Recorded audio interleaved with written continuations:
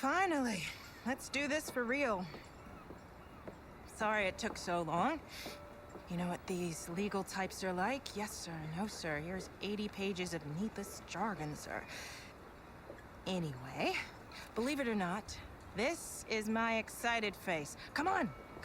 Let me show you what we've got. So, all the usual stuff. Merchandising, likeness, blah, blah, blah. But the really juicy stuff is their expectation of you. They need you to challenge yourself all season, be the best you can be, dominate your teammate, become a legend. All that jazz. Now, it's over to you.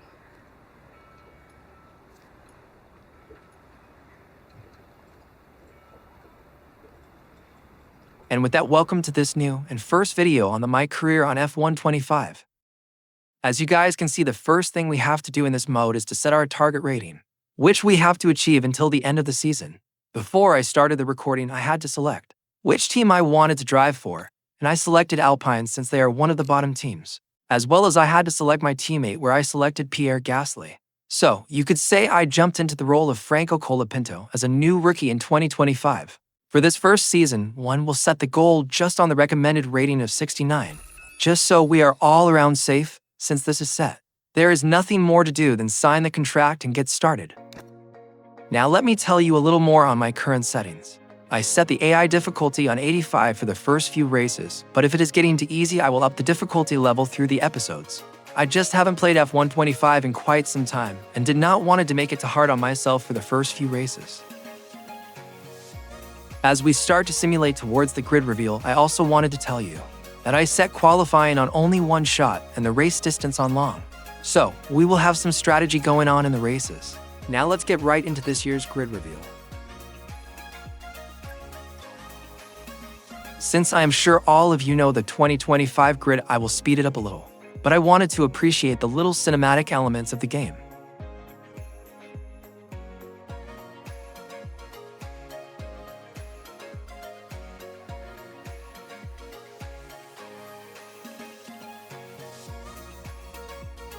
After this is done, I would say nothing more to do than jump right into the first race weekend of 2025.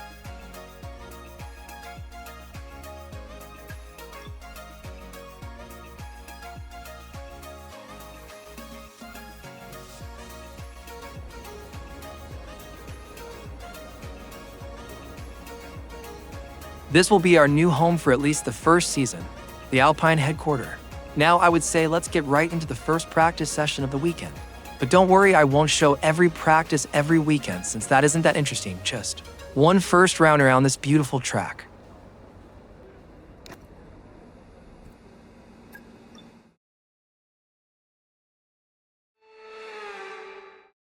The long wait is over. This is it, a brand new season. And before the show gets well and truly underway, we've got the all-important matter of a free practice session. It's great to be back.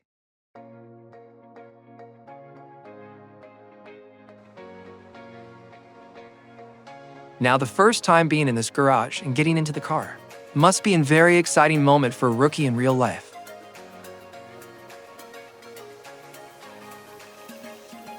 There is Jeff already talking to us, but I am sure there will be more to come from him.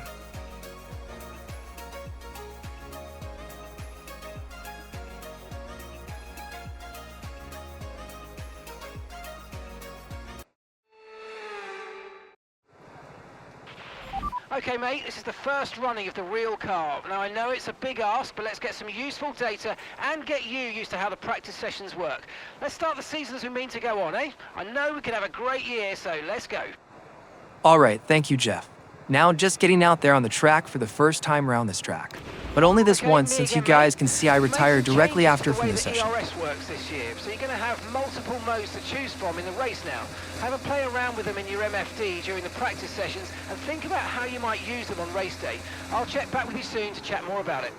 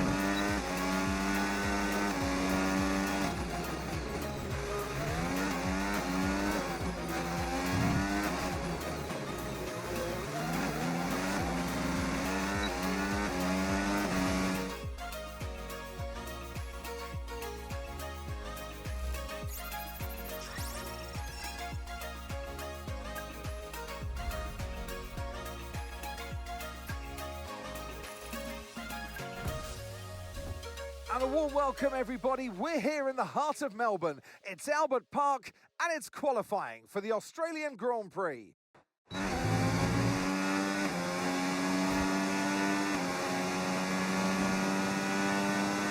Now on this lap, I really try to go around as fast as possible, but since I have not touched this game in quite some time, I don't hit every braking zone and apex right where I would want.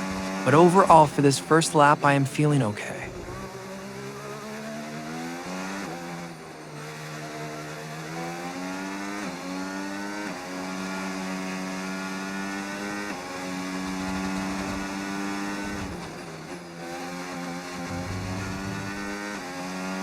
Already here in quali, we can see that the Alpine is quite slow compared to the other cars on the straights. This had me thinking how this would turn out in the race later on.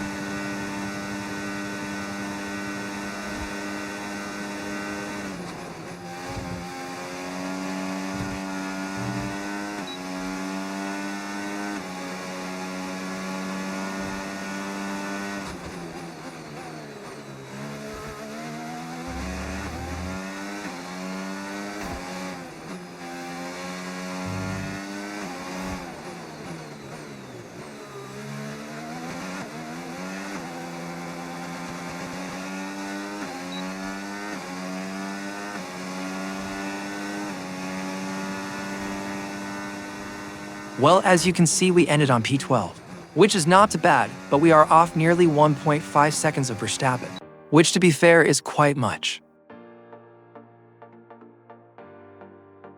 But we still qualified quite a bit in front of Gasly, which is on P18.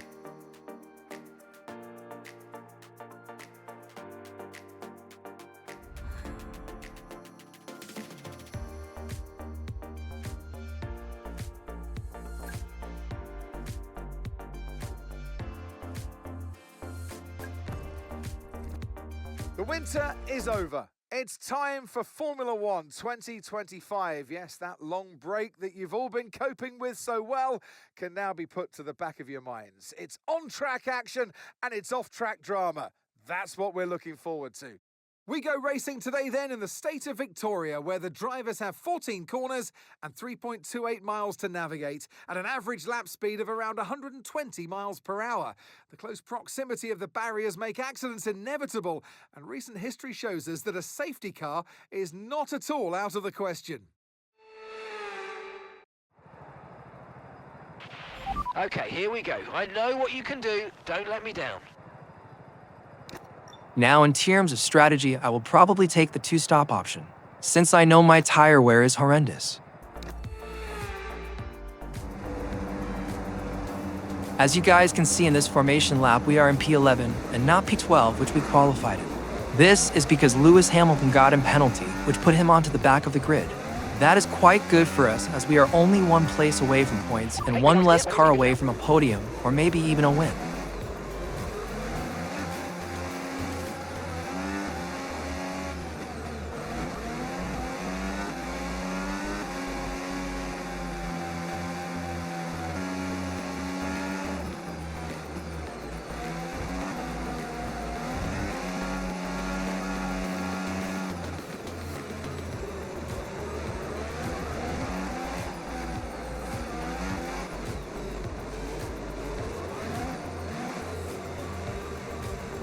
Since we start right in the middle, I really want to use the first few rounds to make some major moves up the field, since later on the cars will be spread much further apart.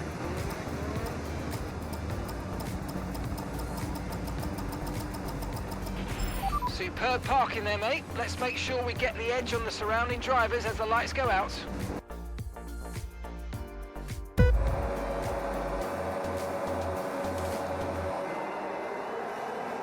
As the lights go out and off we go.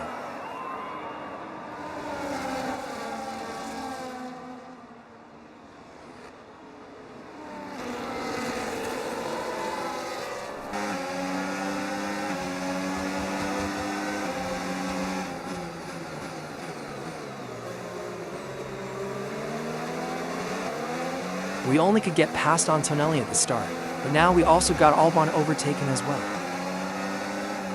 As I take the small hit since I had not hit the apex correctly. I can already feel how incredible slow this car is on the straights as we can't keep up with Alonso in the Aston Martin on the straight.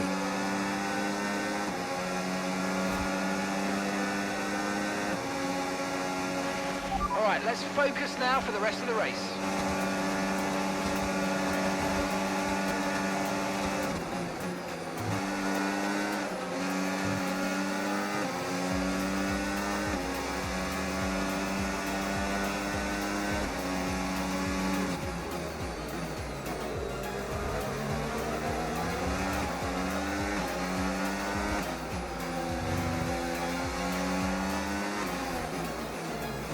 But on corner entrance we can get quite close, but really not enough to get by now.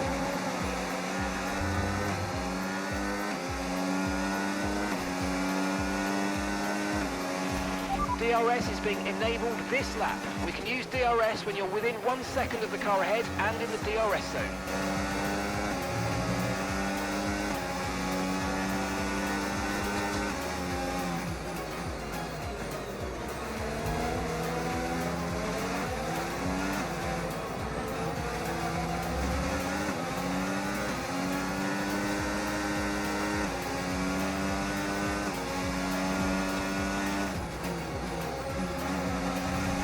As I don't get the car to stop before this corner, we need lots of DRS. So we could maybe try a dive bomb on Alonso in the next corner. With DRS now too, I maybe have a chance. But not even close, but perhaps on the second straight with DRS.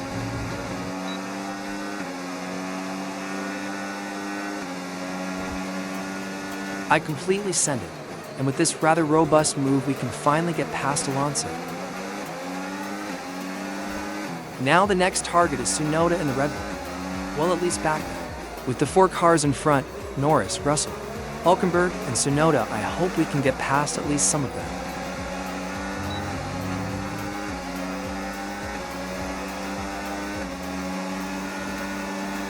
But then again, the straight line speed is just as slow again.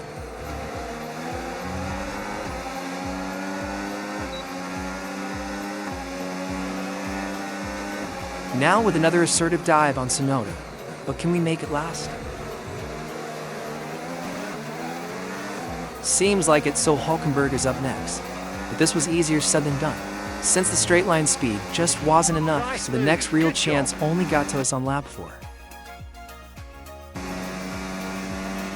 Okay, so we're leading our teammate by 7.2 seconds.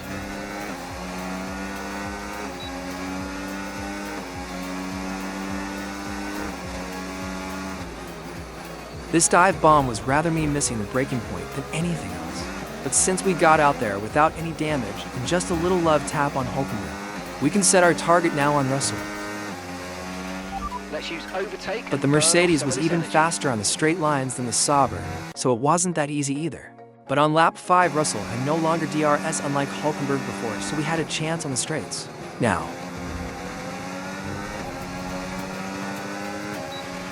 Okay, no issues with tyre wear for now. Keep taking care of them. and even with Russell taking the defensive line, I squeezed myself inside and got past. But he for sure was not about to give up, especially since the Mercedes was so much faster on the straight lines, even without the DRS he had now. Okay, mate. Russell behind.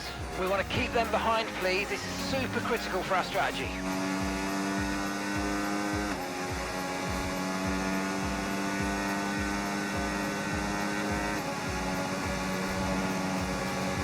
As you guys can see, as soon as we were on a straight, he got super close in like no time. And gap to This the was going car to be in hard to front, defend. 2.4 seconds.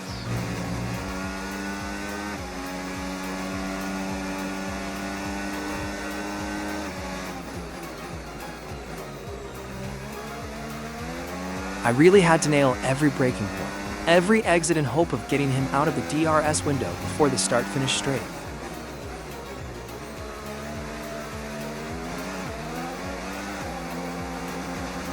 And even though I could not hold him out of DRS, I still managed to defend myself with less effort than I would have thought.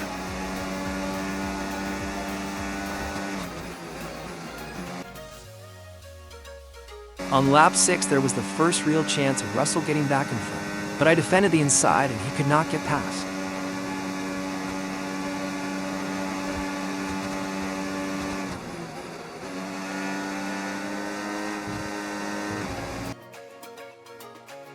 But with degrading tires, it was getting harder and harder to keep the Mercedes behind.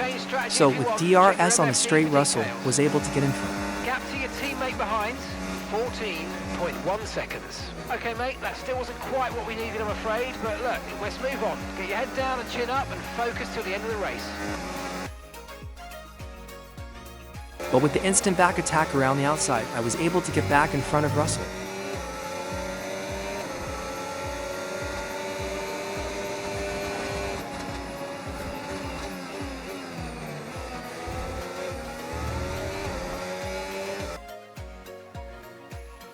Overall, this was amazing racing against Russell over the course of a few laps. But as they say, nothing lasts forever, and so the engine of the Mercedes blew straight up, and Russell had to retire from this race.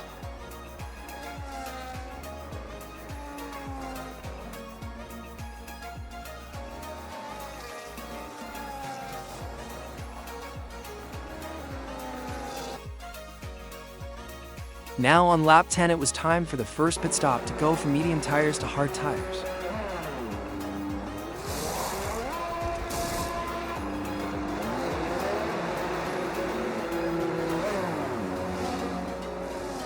With this new set of hard tires, I knew I had to push as hard as possible if I want to have any shot on solid points or even in podium, since I knew not everyone is going to pit to times, as well as the time I have lost because of fighting with Russell for multiple laps.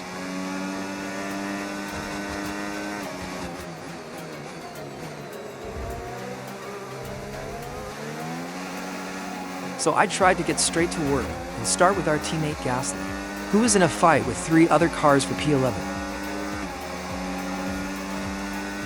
With this rather quick reaction to get to the inside, because Gasly seemed to brake very early, I got past him quite smoothly. Okay, this is not your true position. They haven't pitted yet, so don't waste time fighting them. They're going to be coming in soon. This was easier said than done by Jeff, since I need to get through the field as fast as possible and could not allow myself to drive past those cars for another few rounds. Otherwise, I would lose even more time. So I made quick work of Lawson with DRS.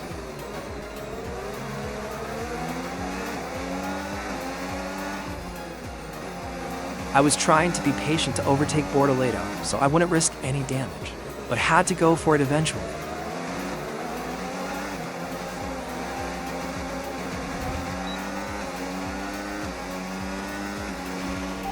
Is in for his stop now.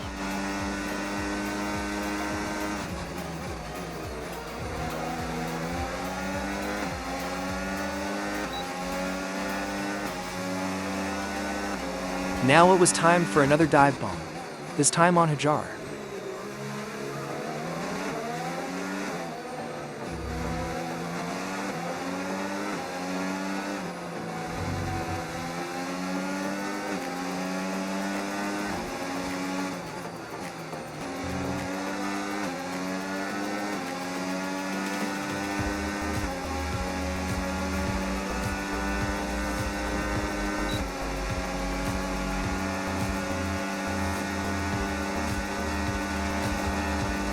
This time with DRS on the outside of Sainz, I got squeezed into the barrier, but it was not too bad. And we got past him, so it was worth the risk and the warning since it was our first.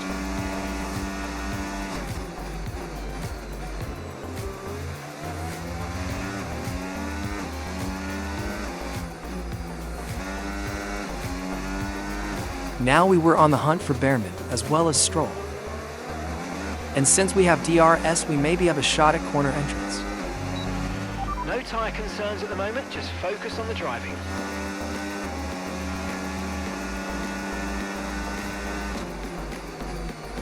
I waited for the last second and got past Behrman, and we still have DRS for Stroll on the second straight.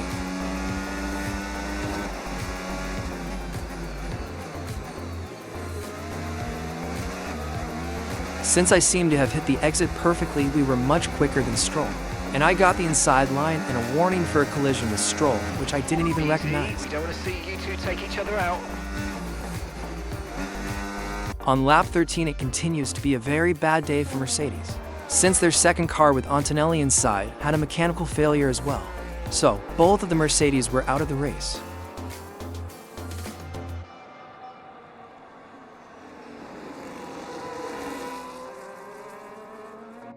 For us, on the other hand, we had closed the gap on P6, Albon inside of the Williams.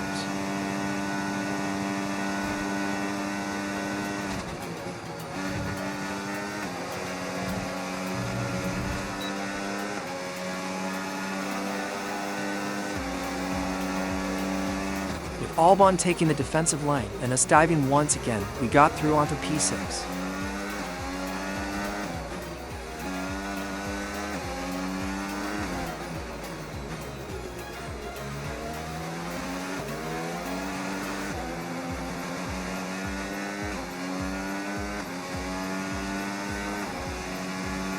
Next up is Hamilton, who is driving on very old medium tire compounds. So, we could make up time quite easily, and did not even lose much time on the straights.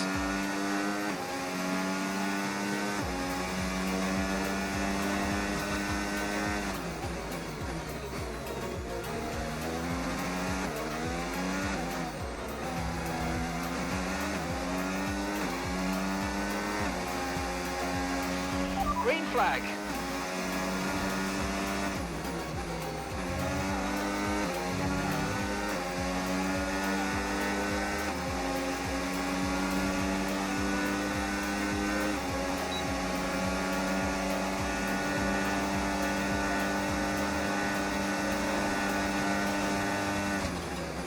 And with taking the inside line once again, we got through Hamilton as well.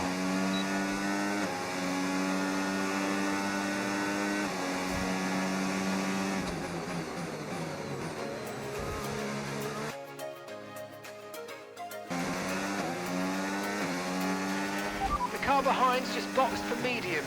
Car behind on the medium tyre now.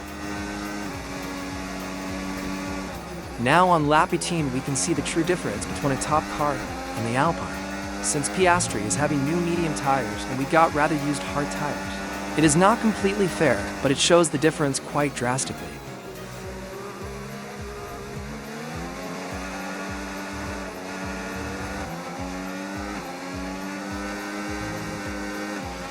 Okay, the car ahead's pulling away from you at a rate of around 2 seconds a lap.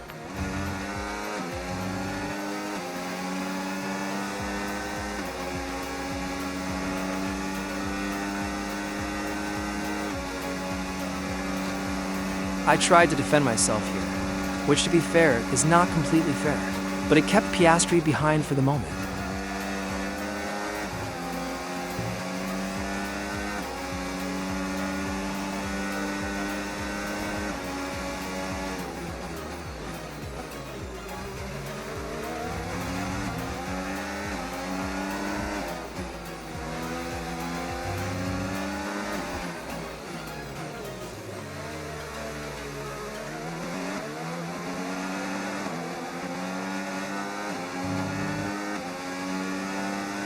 Now the pure power from the McLaren is visible. It seems as if I am standing still and he is just cruising by on the straight. Instead of braking a little early and try not to lose any more time fighting, since I had no real shot of winning this duel, I tried dive bombing why it wasn't very clean either, but I remembered the fight from Russell earlier, where I could keep him behind for multiple laps. What I did not consider at the time was the difference in tire wear. And now with this last not remotely clean dive and the love tap on Piastri, he finally got through for good, and I lost quite some time. Start falling away soon.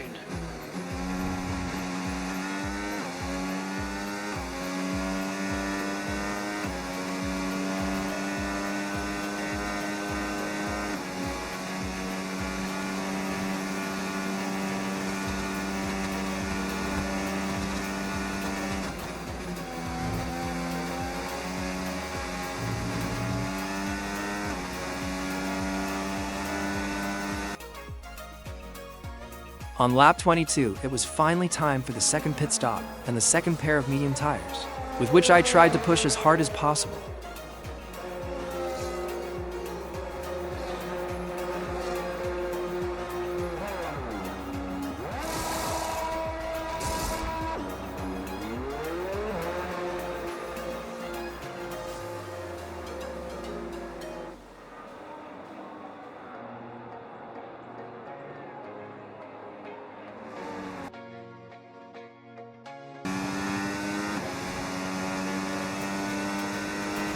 Okay, here's the gap that we're trailing the car ahead by. 16.0 seconds. But after this second pit stop, I was in absolute no man's land. But I tried to continue pushing as hard as possible. So maybe I had a shot on one more or two positions.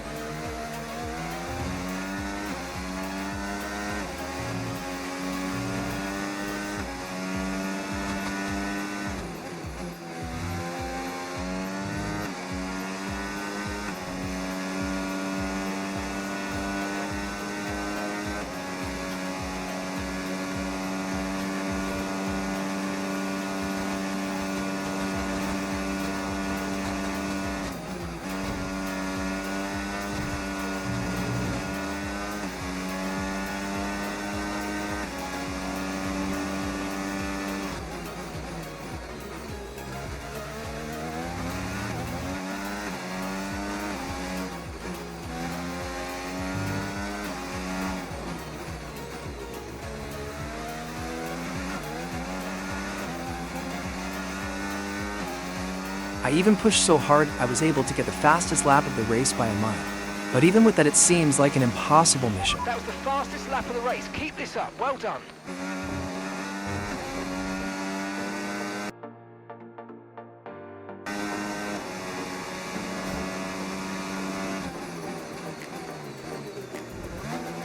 Even in the final lap, there was absolutely no one around, neither Piastri, who was 14 seconds in front, nor Hamilton, who was trailing by over 24 seconds. So I was not able to get any more positions. And the race winner of the Australian Grand Prix is Max Verstappen. And we will cross the finish line on P5, which is not too bad for the first race of the season, in my opinion. Okay, pick up rubber and bring it home.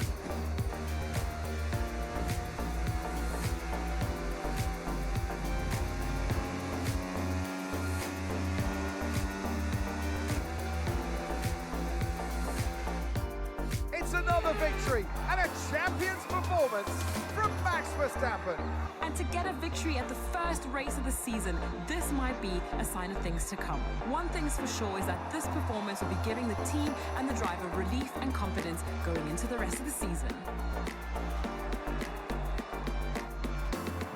What a day it's been for Formula One, and what a day it's been for these three drivers. Time for the podium celebrations. Time for our drivers to celebrate.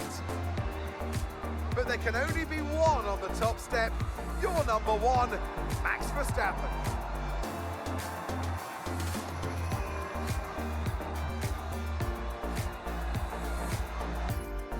After an event like that, who knows what the sport has in store for us next time out? Be sure to join us once again as we continue to bring you all the excitement of Formula One. I am quite happy with this performance, especially if I consider the fastest lap of everybody, since we were the only one who can crack into the 120. Our teammate Pierre Gasly has finished second to last from the drivers which finished the race, which is not very good for our chances at the Constructors' Championship, but in his defense, I don't think there is any shot we will win this with or without this performance.